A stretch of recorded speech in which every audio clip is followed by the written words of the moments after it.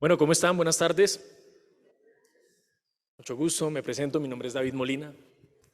Y pues nada, esto es una gran celebración, hay muchos esfuerzos conjuntos aquí, hay una persona en especial que ha hecho esto posible y es Santiago Suescún. Eso nació como un sueño hace 6 años, en donde dijimos, donde él dijo, no me incluyó en esa vuelta, oigan, buenísimo armar un festival del cómic, pero no como lo que estamos acostumbrados a ver, sino un poquito abordando el tema del talento nacional, hablando a lo mejor de lo que nos gusta, de las preocupaciones, desmitificando también todo el tema del cómic, ¿no? De que sabemos que el cómic pues lleva y tiene su carga social muy importante, pero muchas veces nos limitamos a pensar, el cómic es el superhéroe. Sí, hay superhéroes, hay muchos superhéroes, pero no solo es eso.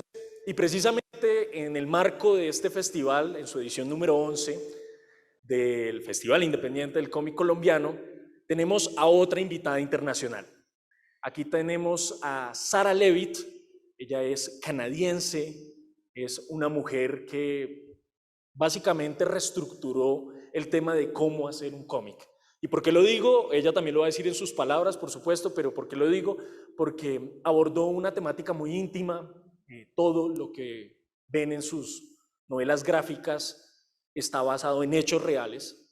No sabemos qué tanto hay de lo que realmente sucedió, pero el caso es que tal vez es eso lo más bonito que tiene en su relato, que son historias que le pasaron a ella y que eventualmente se convirtieron también como en esa respuesta, en esa catarsis, y es por eso que estamos aquí para homenajearla de cierta manera en este segundo día de la 11ª versión del Festival Independiente del Cómic Colombiano, y también para que ella nos dé, por supuesto, todos esos insights que venimos a buscar si nos gusta el cómic o si queremos estar en el mundo del cómic, de la historieta.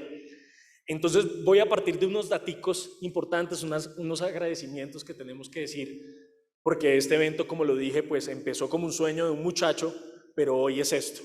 Hoy es esto, la primera vez que se hace en la Biblioteca Virgilio Barco, después de 6 años.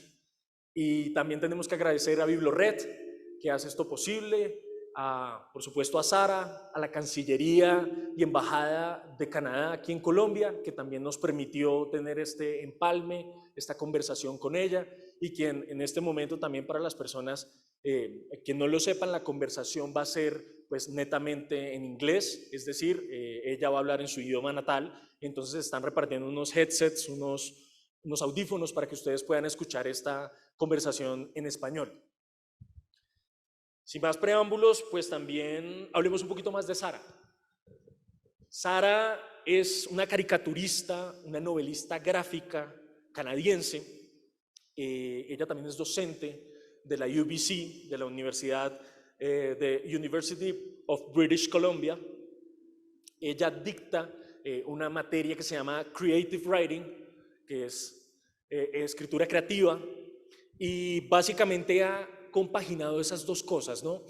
¿Cómo vamos a hacer cómics que por supuesto entretengan, pero que también sean lúdicos, que sean una herramienta de aprendizaje? Ese ha sido como tal vez su consigna desde que inició. Su trabajo, como ya lo he dicho en 2 ocasiones, es muy introspectivo. Ella en la creación de sus novelas gráficas, pues básicamente se puso en el mapa con una en particular. El primer título de su novela gráfica se llama Tangles, a Story About Alzheimer's, My Mother and Me. ¿Eso qué quiere decir? Que ella, a partir de la experiencia que tuvo con su madre, el Alzheimer que ella padece, pues lo utilizó como una manera de retratar todo lo que vivió en su novela. Entonces vemos a una familia enfrentándose a algo cotidiano, a una enfermedad que le puede suceder a cualquiera, que es el Alzheimer, cómo el padre se tiene básicamente que reinventar en el amor para hacerle creer a esa persona que cada día que pasa, que se le están olvidando las cosas, que él es su amor. No solo eso, sino que también tenemos la lucha entre ella qué puede hacer o qué puedo hacer de más con su hermana, que no saben qué hacer con un padre una madre, perdón, que está iniciando en esta etapa dolorosa del Alzheimer y que eventualmente pues llegará a un punto en donde ella no podrá recordar ni quiénes son ellos mismos. Eso es Tangles, A Story About Alzheimer's, My Mother and Me, quien también vamos a abordar aquí con la invitada. También es importante resaltar que esta fue la primera novela que se publicó de ella en inglés y posteriormente tuvo una acogida tan buena que fue traducida al coreano y también al alemán.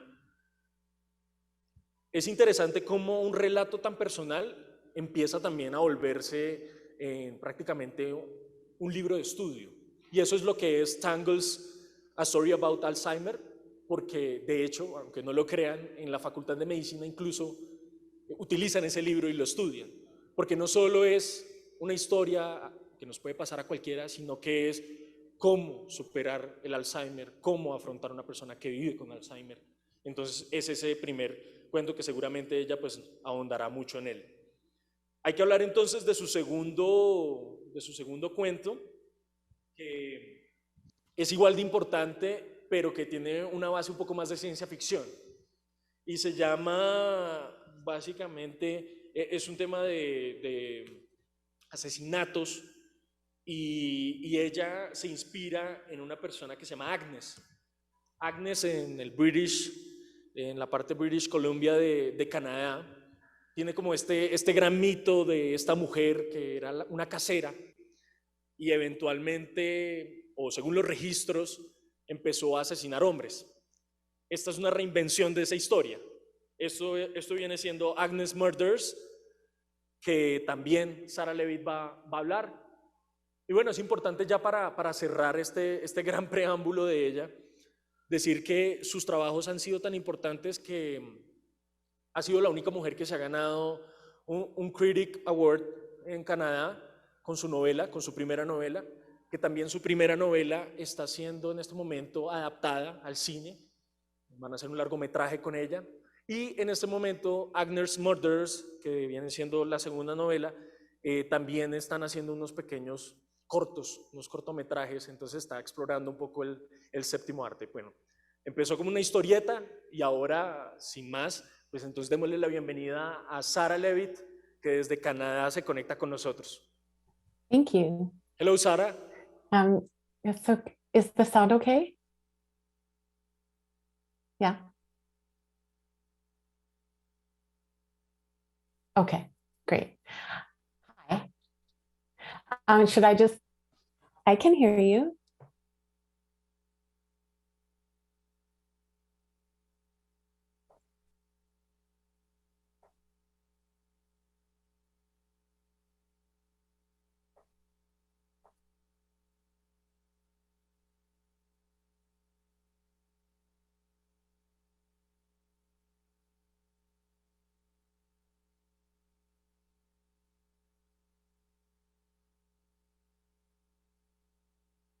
Whoa.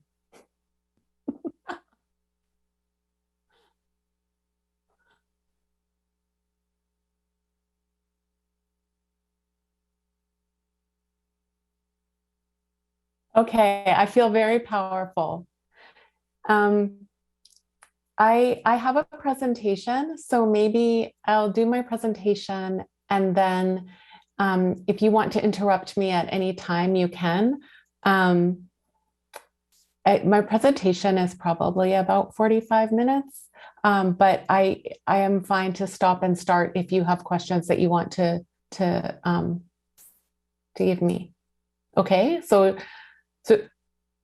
yeah, so I can just keep going.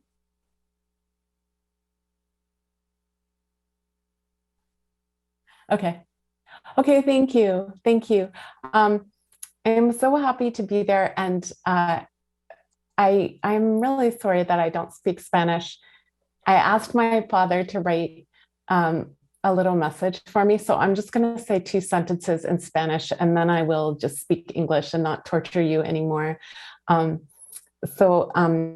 Buenas tardes. Gracias por haberme invitado. Me da mucho placer estar con ustedes y siento mucho no poder hablar español. So thank you so much for having me.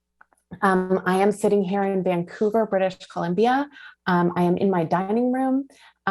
when you said I could do whatever I wanted, I was like, oh, I'll take them out on my patio and show them my garden, but I will not do that. I'm going to talk to you about my work, and yeah, hopefully I will capture your attention for the whole time. So I will just go through some slides. So this, I will come back to this comic later. It's one of my more recent works, but what I'm going to do is I'm going to talk, that was a very, very kind and generous introduction. My first kind of experience with comics was when I published Tangles in 2010, and I'll talk a little bit about that. My second book, Agnes the Murderess, I'll talk a little bit about that. And then my current work is going to be a book, but right now it is a collection of comics that I'm publishing on Instagram. And they are kind of a documentation of my partner died 2 years ago. And so it's a documentation of my process of kind of not recovering, but coping with that. So yeah, as you said, most of my work is very personal. So I want to start by reading you a 2-page comic that I created in the last couple years as a way of just talking to you about how I see comics, how I understand comics, why I make them. Hopefully I can do that just through this 2-page comic. So I'm just gonna read it to you. So it's called Keep Reading. Sometimes it's okay, and other times my whole self begins to burn and flood, and everyone falls down, and we all sob and scream. My heart and everyone's heart dissolves. We yell swear words, and at the same time, there are horses. Look, I put them here for us. They can come at any moment. Just ask me.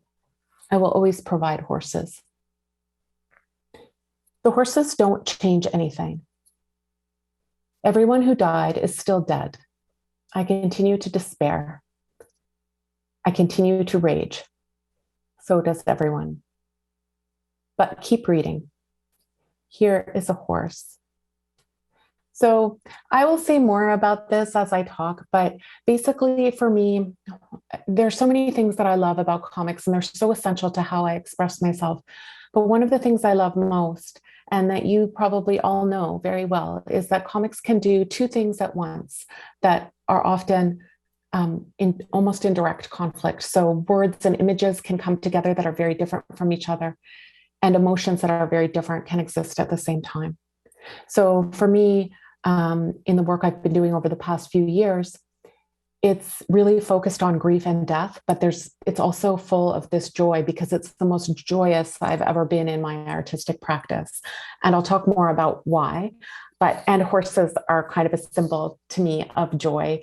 I think partly because, like many kids, I really loved them, and I loved drawing them, and I just thought they were really beautiful. But I will talk more about that. So I started making comics when I was pretty old. I'm in my early 50s now, and I've been making comics for about 15 years. I started in the early 2000s. This is my first comic that I published, and I'll show you a few panels from it. It's called You Don't Say, and in English, that means it's kind of an expression of surprise, like, oh, you don't say. It's kind of like saying, oh, interesting. But it also is like, these are things that you don't say, that you should not say. So one of the things that I've always drawn and I've always written, but I met this friend who is a cartoonist, and she was encouraging me to make comics. And so the first thing I did was I had kept this kind of collection of things that people said to me when I told them that my mom had Alzheimer's. So I drew this in like 2004. Alzheimer's, that's worse than cancer. So I guess you have a pretty good chance of getting it too, eh? Let's try to remember everything happens for a reason. So that was kind of the first experiment that I did. And you can see that like my drawing is very rough. I didn't really know what I was doing, but I was just kind of trying to express myself through words and images. And when my mom died, she died very young. She was only 60, and I was 35. And she had Alzheimer's when she was very young, and she lived for about 6 years with it. And at the end of that time, I had this pile of sketchbooks and journals where I'd kept notes and little tiny sketches. And I was going to write a book, a prose book, a collection, I didn't know, like a memoir or maybe some essays. But the more I got interested in comics, the more I decided to do that. So I ended up writing and drawing Tangles. When I look at it now, I can see that I was a beginner. As you said, I published it in Canada in 2010, and then in the United States and the UK, and then in Germany and France and Korea. If anybody wants to get me a Spanish language publisher, that would be great. Right now, there's a feature-length animation in development, and we're at the stage where we are waiting to see if we get financing. And so, of course, we've been working on it for like 10 years, and it could all fall apart at any time, but hopefully it will not. I'll show you a couple pages from Tangles. So one of the things that I wanted to do with the book was really show, I wanted to try to talk about what it was like to watch my mother change. And I wanted to be really honest about what I was like. And this is an example of a way in which I wasn't intending to be harmful, but I ended up being harmful. So I'll just read it to you. It says, the Alzheimer's Society materials said it was important to talk about the future, but we were all so scared and silent. In the first years of her illness, it often seemed that Mom didn't understand that her condition was terminal. The Aricept is helping me, right, Rob? So she's asking my dad if she's getting better. And the Aricept was a medication that they were using at that time for Alzheimer's. Please, can we call the neurologist right now and ask her if I'll get better? At other times, she just denied that there was anything wrong at all. Leave me alone. I don't need babysitting. All the brochures said that you should talk to patients while they could still understand and express their wishes. One morning, Mom was having her usual breakfast, toast with almond butter and grapefruit sections. I started crying, but I was careful not to make any noise. Then I just couldn't be quiet anymore. Mom? Yes, sweetie. I'm really glad we're spending so much time together. Me too. I'm trying to spend as much time with you as I can. That's great, darling. Because you're sick. I want to see you as much as I can before you die. Mom, everybody dies. But if you have Alzheimer's, you die sooner. Oh, fuck. I got up and started on the dishes. Maybe I could wait a bit and she'd just forget. I want to write him a letter. Who, Dad? Yes, he's been so wonderful to me and I've been horrible to him. He never met my mother. She was dead, but he used to dream he found her and brought her back to me. So she's talking about her dream where my dad says, look, Midge, I found her. Darling, mommy. Do you want me to help you write a letter? No. She never wrote to him because she couldn't write anymore. And I never tried to have another talk like that with her. Neither did anyone else. It was too late. So that's kind of an example of what my art style was like when I did Tangles. I was really bad at drawing human anatomy, and I just it was all very new to me, and I just kind of put it all in a book and put it out there, and yeah. And I just wanted to show you one of the influences that I have. This is a really great book. Cancer Made Me a Shallower Person. It's very sarcastic and it's very dark. And the woman who wrote it died of cancer. But if you can find a copy of this book secondhand, I recommend it. I'll just show you one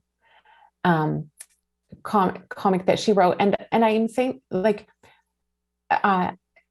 in many countries, in Canada and the United States and in Europe, and I'm guessing in Colombia as well, there's a tradition of memoir comics, of personal comics, and people just doing, like, using the skills they have to talk about really hard things. And Miriam Engelberg, this cartoonist, wanted to write about what it was like to have cancer.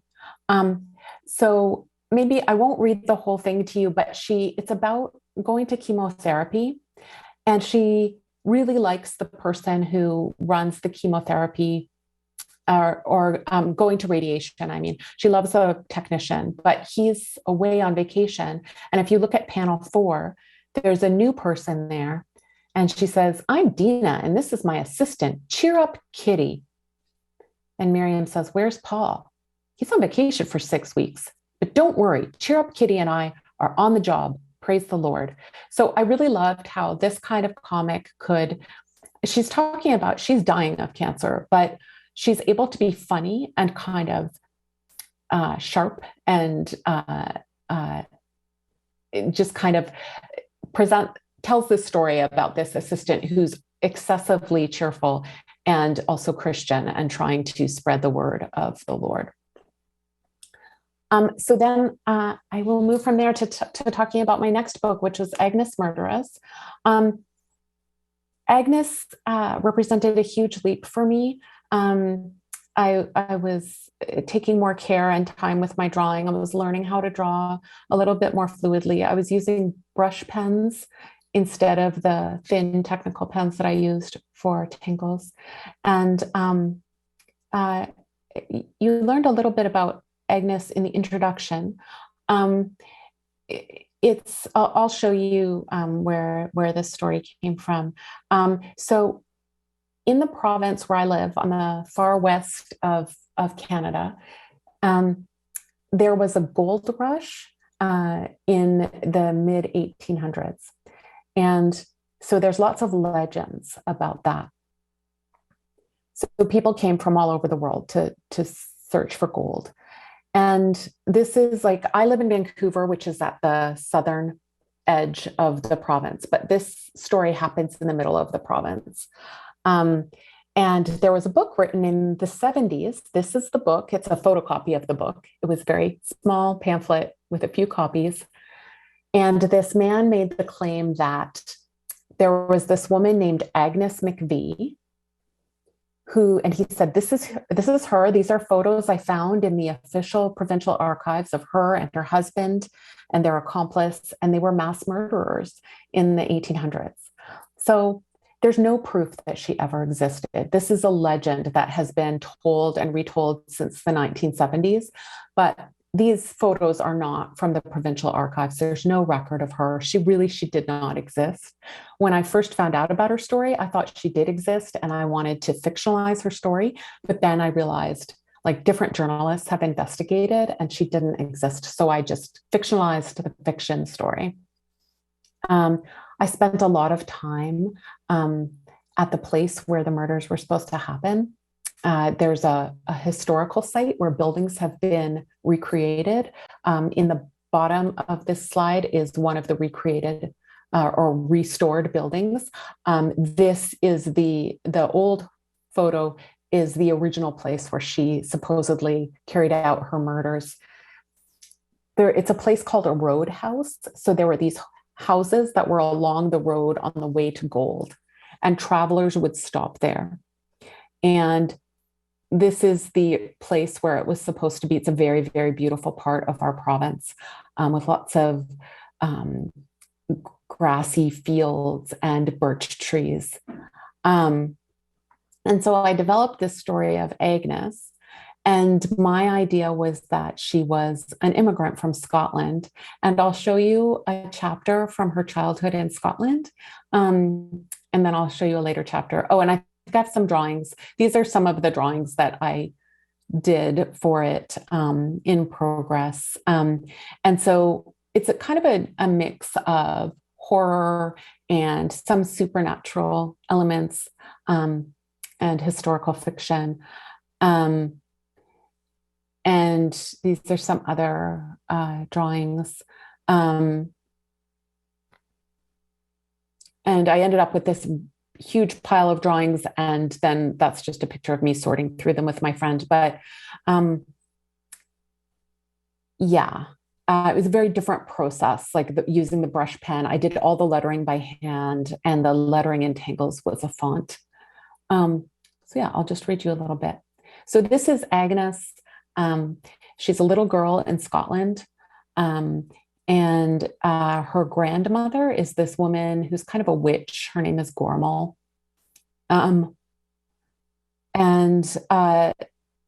She says, go on. For a moment, I stood frozen, unnerved by the countless staring eyes, the way the birds clustered closer and closer. Then suddenly, I threw a fistful of grain, and they ran to get it. There was nothing to fear. Again and again, I threw their food, glorying in my newfound power. Good girl. One hen stood alone in the corner and watched the others. Have some food, Patchy One. Look, she can't get up. Finish feeding them now and waste no more grain on that one. From that day on, I was the ruler of the chickens. I fed and watered them, collected their eggs, cleaned their small cottage. Sometimes I fed the patchy hen when Gormal wasn't close by, though I knew it was a waste of grain. When she stopped laying, I came and told Gormal. Oh dear, that's Agnes's mother in the center panel. Come with me, girl.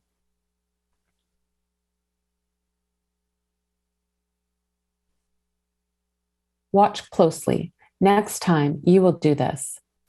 In a second, the bird's head was on the ground. The blade of the axe caught the glow of the setting sun.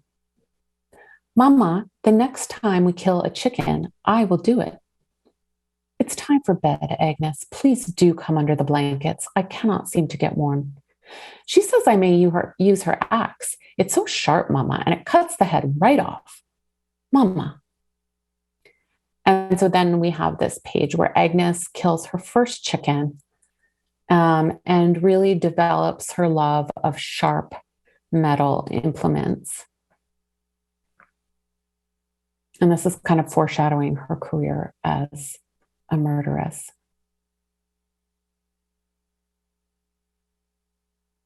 So this is a chapter that this is part, I'll read you just a few pages from it, but she's, so she leaves, she kills somebody in Scotland. She runs away from Scotland. She goes to London. She has some murder adventures there. And then she comes to Canada. And she's living in British Columbia in the place that I showed you. To escape the heat in midsummer, I like to walk in the trees behind the roadhouse, through birches and alders, pines and firs, through patches of blazing sun, to a small valley where eagles floated and dived for their prey. One day, as I stood in the shade and watched, snap. I'm sorry, didn't mean to frighten you, ma'am. I like to study the eagles too. It's better with this. At first, there was nothing recognizable, but I adjusted it as I'd seen the sailors do until I saw an eagle in perfect focus. A blur again, clear, plummeting towards earth, then lost. Suddenly, a confusion of dark feathers. They seemed to scrape against the glass as I hurtled downwards with the eagle. By the time I focused the glass, the kill was over, but I had felt it all. The cold air whistling past, the slicing of my talons, the warmth of fresh blood. What a miracle this glass was, so powerful, so perfect. I see you like the eagles. I could take you to a place where you could get even closer. Yes, I would like that. Well, you know what you want, don't you? Is your horse close by? I do not ride. How did you come here? I walked. I own the roadhouse below. How about that? She can carry both of us, easy. I'm Abraham Best, and this is Constance Kent, my closest friend. She's calm as anything, nothing to fear. Miss McVie, Agnes McVie. At first, all I could think of was the spyglass, looking through it again. But as my thighs began to burn and I clenched my muscles to stay upright, a sensation I'd not felt in years began to warm me. It built and deepened as we rode on.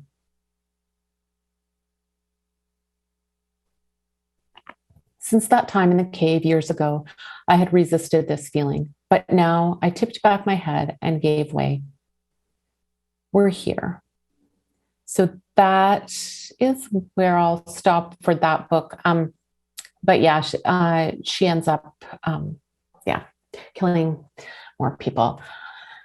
So yeah, that was Agnes, and that took me like 8 years to do, and I don't ever want to do a project like that again. It got me closer to where I wanted to be in terms of my style, but things really started to shift kind of towards the end of when I was working on that book. So now I'm just going to tell you about the work that I'm doing now, and I'm going to go back a bit to talk about what led up to it. So I was with my partner for 22 years. Her name was Donamo. She named herself when she was a little rebellious teenager. Donamo sounds like domino, but it's not. The N and the M are reversed, and it's like a mythical Roman story, some character in a Roman myth. Anyway, you didn't need to know that, but I'm telling you. But I also called her D, just the letter D. And she had a lot of chronic illnesses, mostly that just caused very strong pain and weakness and fatigue. So during the time I was with her, she was always sick, but she was always able to kind of live her life until the very end of her life, which I'll talk about in a minute. But these small booklets are from 2017. I started getting really interested in diary comics. So I started doing daily comics, partly because I was making my students make them. And I started trying to write about what it was like to be the partner of somebody who was very, very ill. There's not a lot that's written about it. And I wanted to talk about it. So I made these 3 little collections. And I just want to show you one of the comics because I feel like this is kind of where I started developing a style that was really mine. And so this is about going to see, she would always, if you've dealt with serious illness, you know what it can be like. You wait and wait and wait and wait to see a specialist, and then you go see the specialist. And so the first panel is us talking to the specialist and telling him, or talking to the intern actually, or the resident, and telling him all these things about all her symptoms. And then he asks a lot of questions. We spend an hour with him. The specialist comes in for 5 minutes and is like, yeah, I don't know. So what I was trying to do there was partly I was getting more comfortable drawing bodies and clearer about how I wanted to draw bodies. And then also I wanted to use more abstract elements to talk about feelings of despair or sadness or sensations of pain. I really wanted to find a way to write about pain without just drawing bodies over and over again. I wanted to try to put some visual language to things that are really hard to express in words or images. So, and I was getting, some of you might be familiar with Ivan Brunetti. He's an American cartoonist who's been very influential for me as a teacher and as a cartoonist. He has a beautiful book called Cartooning Philosophy and Practice that I highly recommend to anybody who wants to get better at comics. It's like a small book, and it's a course that you can do by yourself for 14 weeks. Anyway, he talks about how when people think about what comics are, they mostly think about drawing. But the important thing is that you're developing a system of marks that express your unique experience. And I feel like that's how I think about how, like, I'm showing you all this work that I've done over the past 15 years. And I feel like that's what I've been looking for, is my own system of communicative marks. So I'm going to show you what that looks like now. So I'm stepping back a bit again. So my partner got very, very ill in kind of the late 2019, early 2020. And it became clear, we were working with like the kind of the top specialists. There was really nothing that could be done for her. And it was pretty sure that she would her pain levels would increase and she would become less and less functional.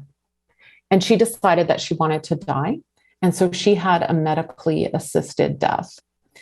And so that happened in April 2020. And I started making comics about a month afterwards. So, and so I just wanted to show you, this is one of the first pieces of art I made about a month after she died. And I went to this online comics class where the person who was leading it said, draw pictures of 4 things that you see around you every day. And the focus was like the pandemic. We were all in lockdown and everybody was seeing the same things every day. But I used it as a way to start writing about what it was like to lose my partner of 22 years.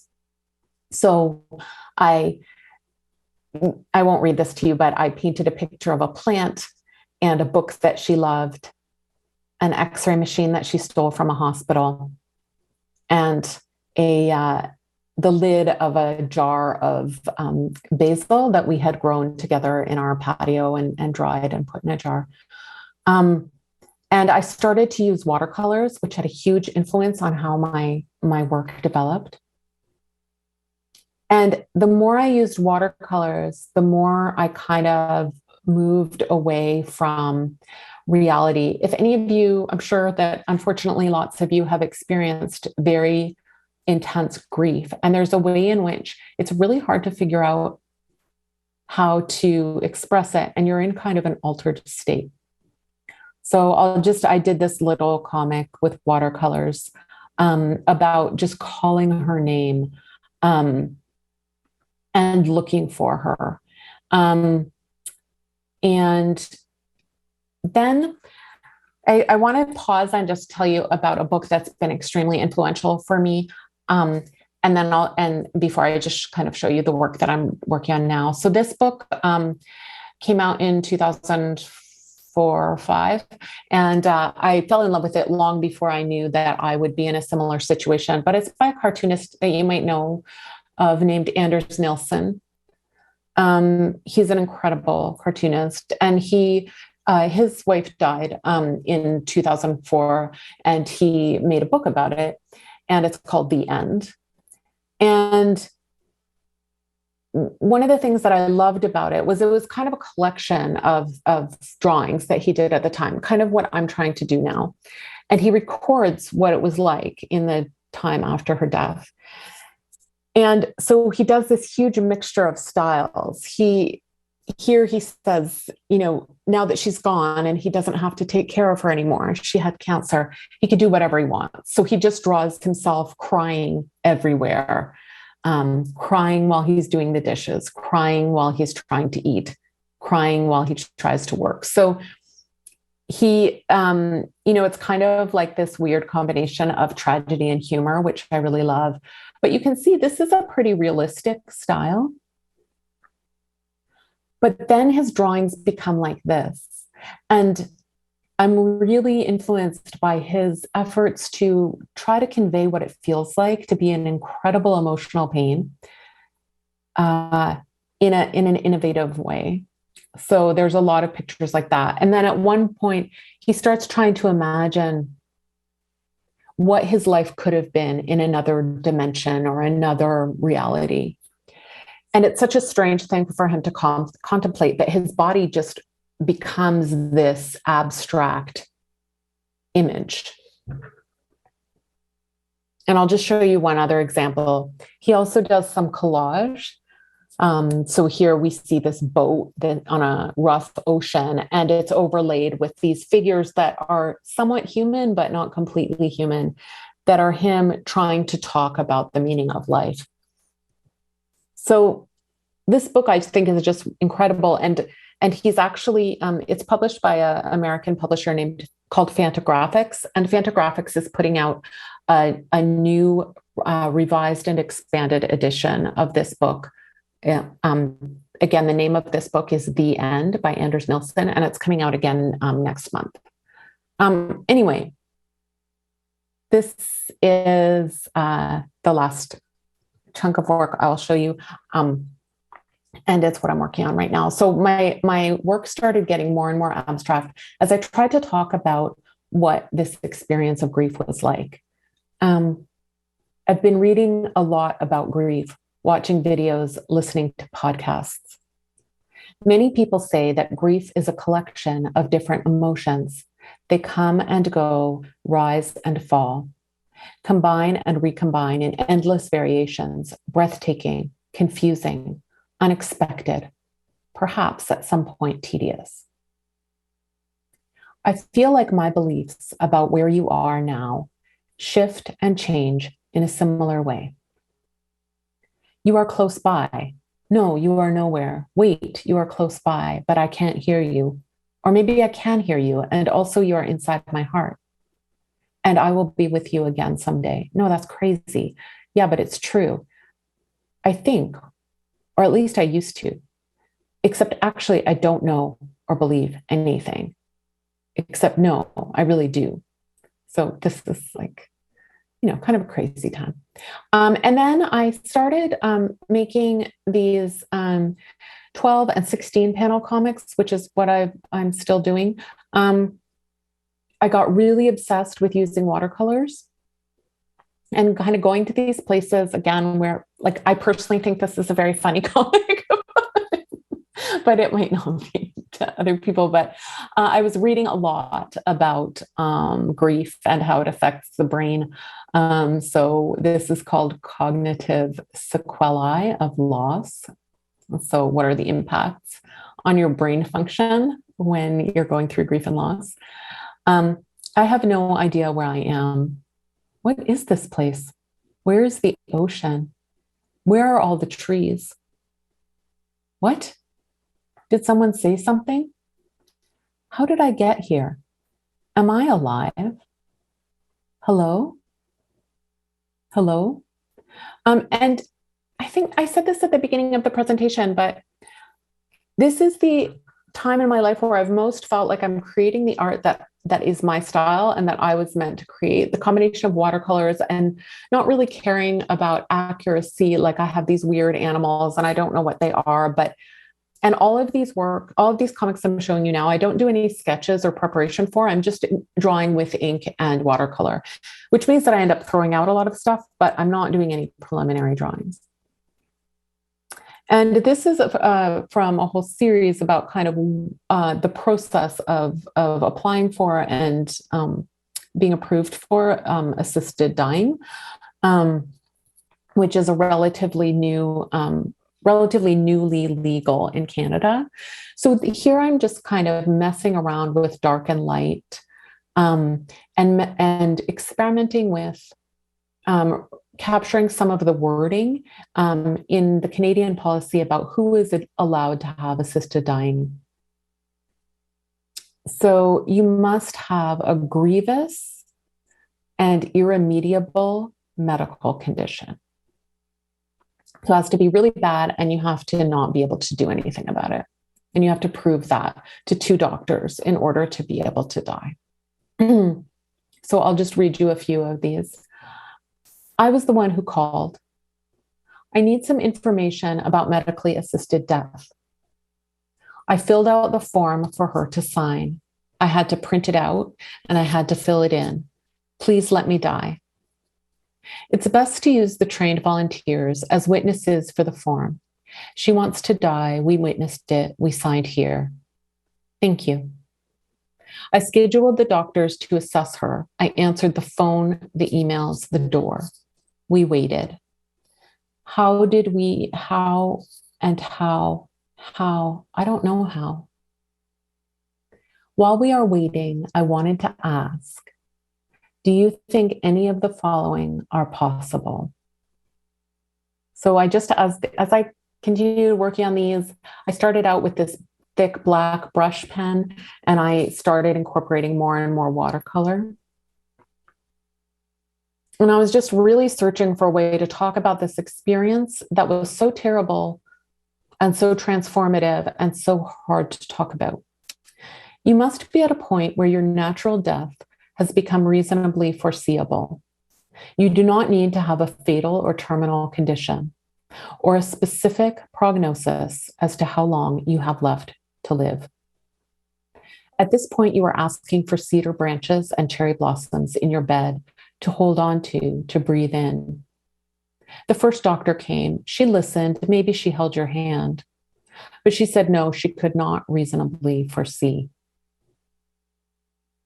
At this point, you are asking for cedar branches and cherry blossoms in your bed to hold on to breathe. Sometimes I would come into the bedroom and you'd be holding crushed flowers, broken twigs, desperately seeking comfort, escape from your bed. At this point, you were terrified. At this point, I was terrified. You wanted to find a way to stay. You wanted to stay. You were scared they wouldn't let you die. I wanted you to find a way to stay. I wanted you to stay. I was scared you would stay. There was something about being in this incredibly deep place of grief that made me feel like I could do whatever I wanted, including writing text upside down.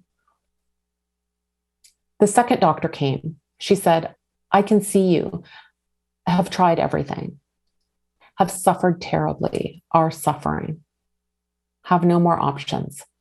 She said, I approve your request.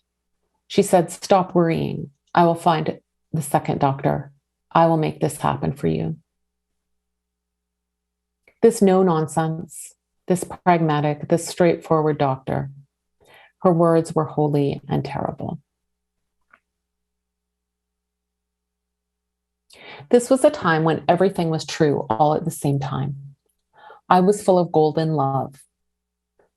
I was an empty, crumbling husk. Many tasks were completed. I just remembered now how horrible and shocking it was to realize I was too weak to carry her down the stairs. Our friend carried her instead almost every day so she could be outside. I never got used to that, my weak body. In videos from that time, I am bent and entirely focused on her, slowly moving in thickened air. Not that I am watching those videos now, it was right at the time. Oh my God, look at me.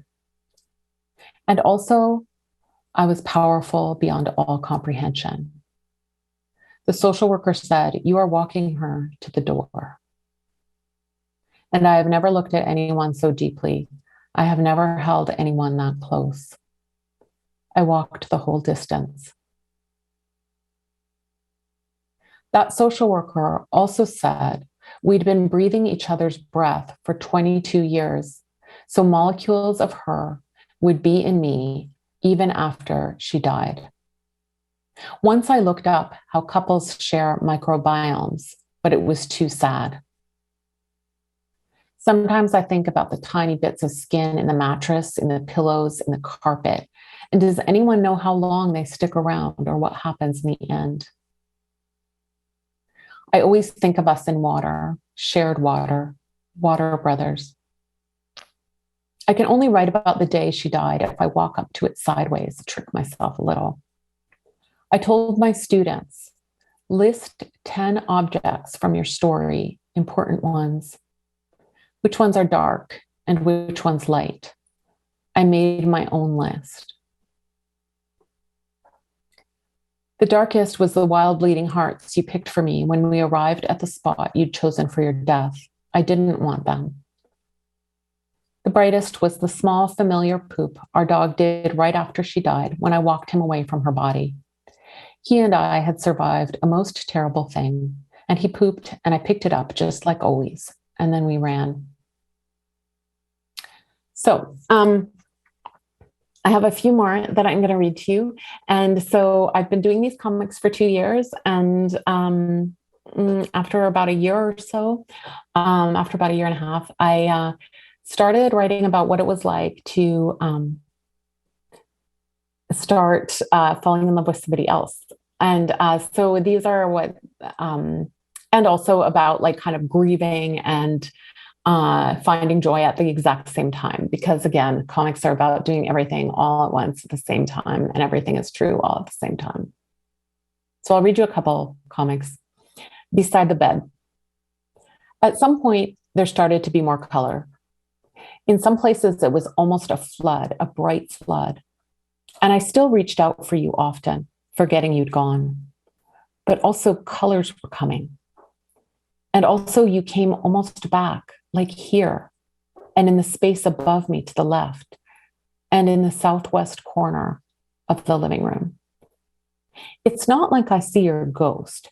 It's a warmth I can turn towards. It's the turning. It's the almost turning. It's not empty space. It's not you. It is you. Before she was ever in my bed, she dreamed of you, and in her dream, the three of us were in bed, and she left so we could finish talking. Now she's in the bed, and the sheets are fire. The sheets are not blue. She knows about the not empty space, the turning, the not you that is you. And it's all so bright. I keep meaning to say that I am so grateful for the interpreter, and I hope that this is not too crazy.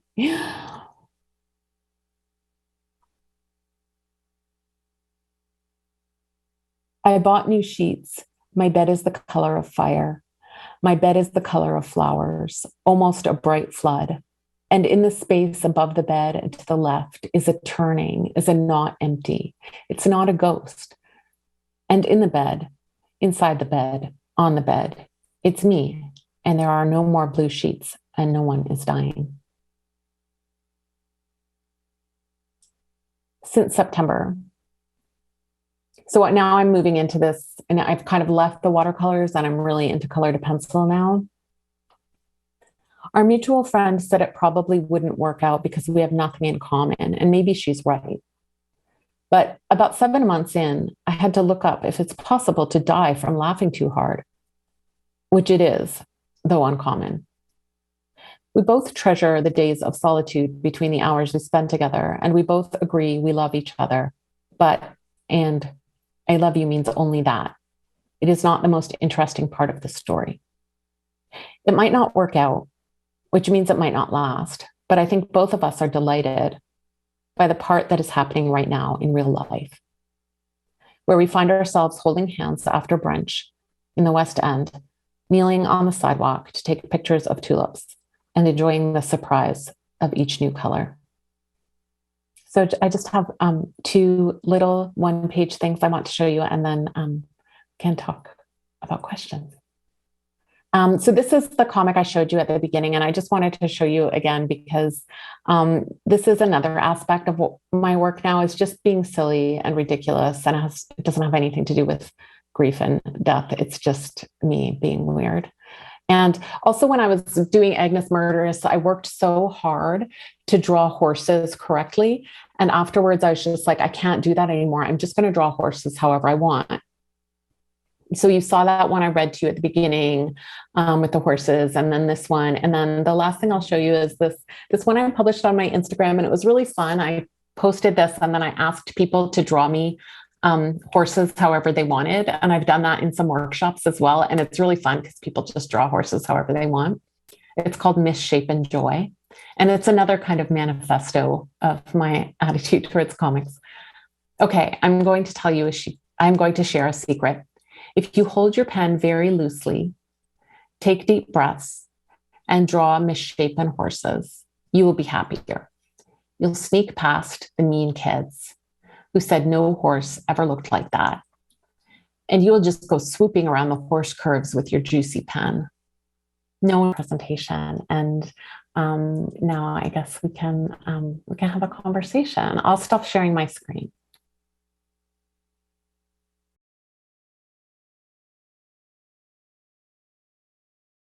Sara, ¿alguno tiene una pregunta para Sara directamente de su proceso creativo, todo esto que nos mostró, que es, por supuesto, algo muy de su estilo?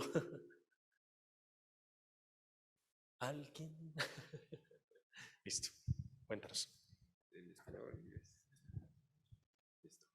Muchas gracias, Sara, por presentarnos entonces cómo ha sido el desarrollo de tu obra. Una cosa que me parece muy interesante y que hemos visto también aquí en Colombia es que la mayoría de mujeres que comienzan a dibujar cómics tienden a hacerlo también desde una perspectiva muy autobiográfica, muy hacia la narración de su propia historia. Y por eso me parece muy interesante que aquí tú presentas, y lo dijiste, que el caso de Agnes, para ti, era el caso que no quieres repetir en un proyecto así, mientras que los otros dos proyectos que mencionas, que desarrollaste, fueron muy autobiográficos.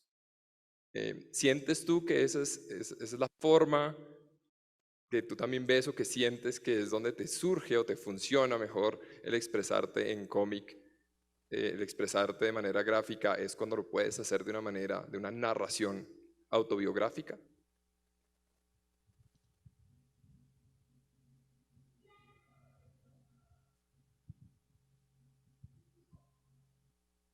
So I think that you're asking me, like, does writing autobiographical comics feel more more comfortable for me, or more like my, yeah.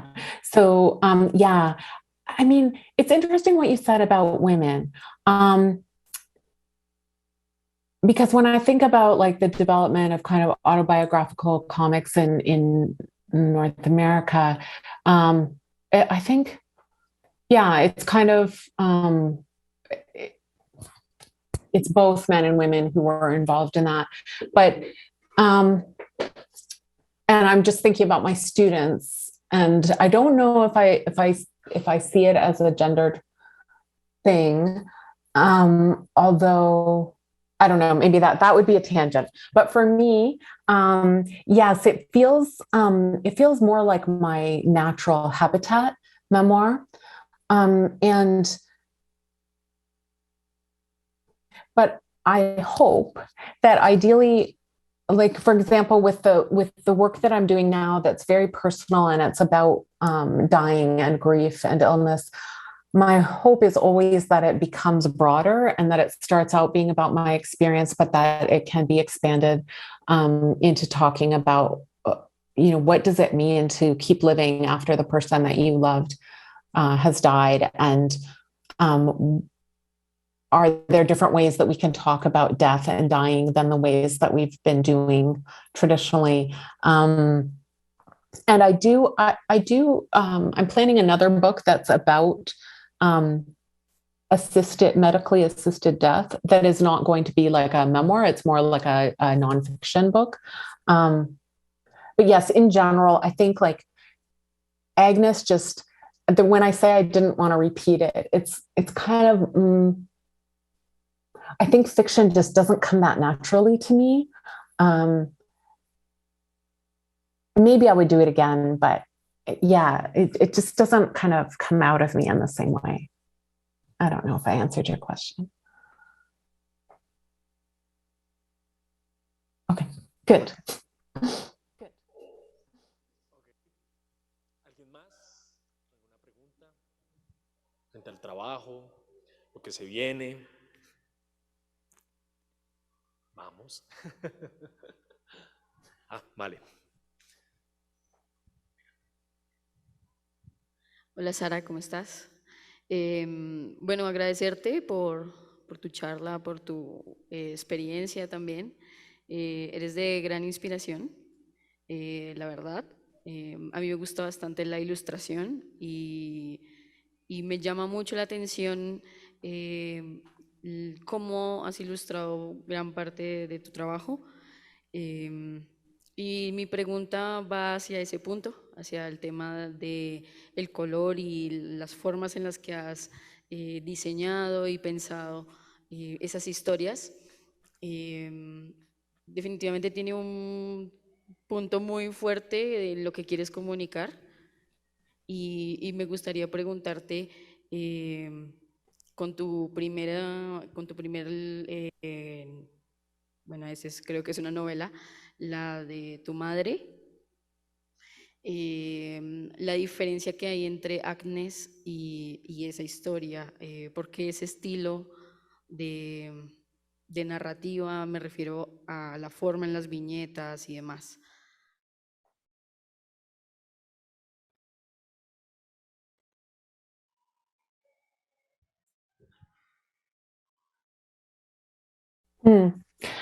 Thank you for that question. I think that I can answer it. So when I was working on Agnes, or Tangles, I mean, when I was working on Tangles, I was very hesitant and unsure of myself. I knew that I wanted to do this comic, but I didn't feel confident. And so I think that one of the things I did was I used this very thin pen that was very easy to control. And like if sometimes I didn't draw hands because it was scary to draw them. And after I finished Tangles, I started experimenting with other tools.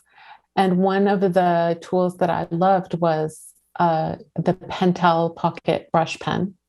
And it's a brush pen that has very long bristles. And for me, it was very difficult to control. And so I started, when I first drew Agnes, that's not what I used. I used an old-fashioned dip pen that many cartoonists use with a nib and a holder. But that wasn't right for me. I wanted to use this brush that was harder for me to control and that was messier and darker.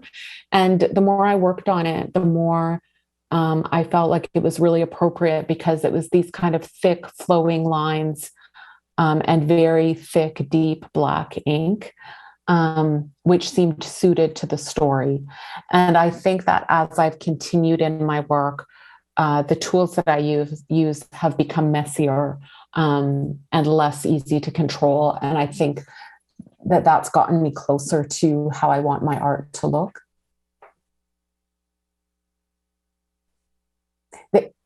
There's more like when I'm using materials that are harder to control, there's more surprises. So some things don't always turn out the way that I think they are going to. And that in turn pushes me further and kind of shapes how I work.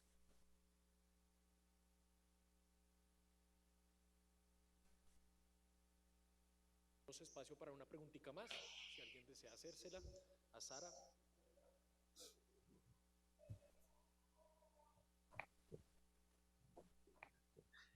Aquí hay más. Bien, Sara, yo tengo otra pregunta y esta vez tiene que ver es con tu proceso de creación. Cuando tú te sientas frente al panel, o sea, frente a la hoja para dibujar, quisiera saber cuál es tu proceso, o sea, cuál es, como digamos, el paso a paso que tú haces usualmente, si te sientas directamente y pasas 2 horas, 3 horas, 10 horas enfrente a la hoja, o si dibujas y haces primero un sketch básico, o cómo es usualmente tu proceso de trabajo en estos cómics.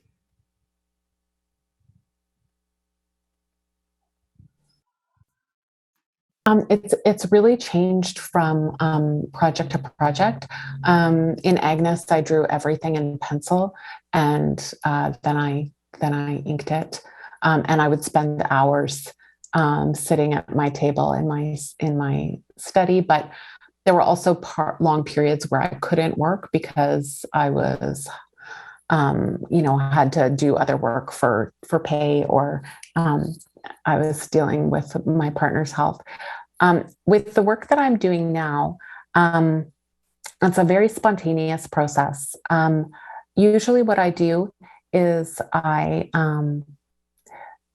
make a grid of 12 or 16 panels, sometimes 9 panels, but right now I'm mostly interested in 12 or 16. And I fill them in with color or pattern, and I have an idea in the back of my head about what I want to talk about, but I don't know exactly what I'm doing.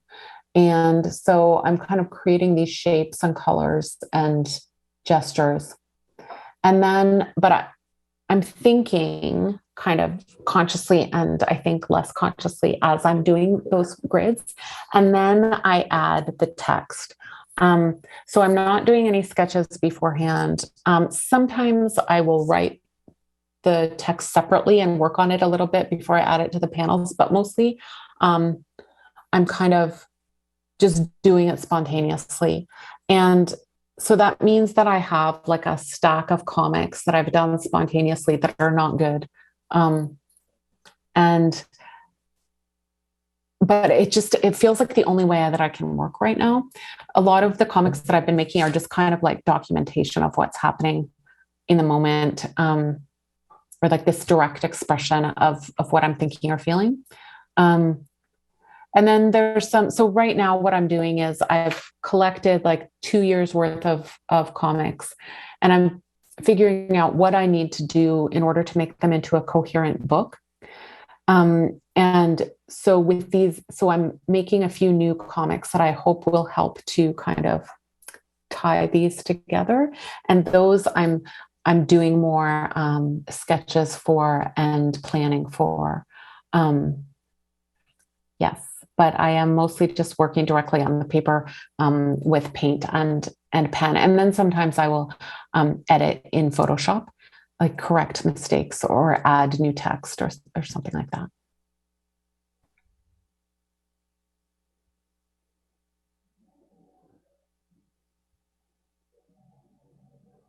Muchas gracias por acompañarnos en este segundo día del Festival del Cómic Independiente Colombiano. Y a ustedes, por supuesto, por su participación. Gracias por estar aquí y esperamos poder verte en una próxima aquí en Colombia de una manera presencial para que conozcas nuestro país y, por supuesto, el talento que gira en torno del cómic. Yes. Un abrazo. Yes. Thank you. Gracias a todos los presentes.